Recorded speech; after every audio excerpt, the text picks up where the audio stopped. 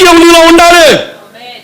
వాక్యం నీలో ఉంటే కాటుగా భౌతిక కంటికి ఎంత బాగుంటుందో అలాగే వాక్యం నీ ఆత్మ నేత్రాలకి బాగుంటుంది. దేవుడికి స్తోత్రం కలుగునుగాక. ఏం కొనుక్కోవాలట?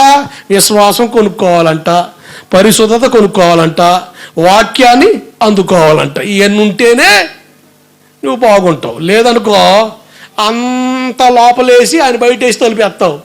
లవోదిక సంఘం, ఏ సంఘం?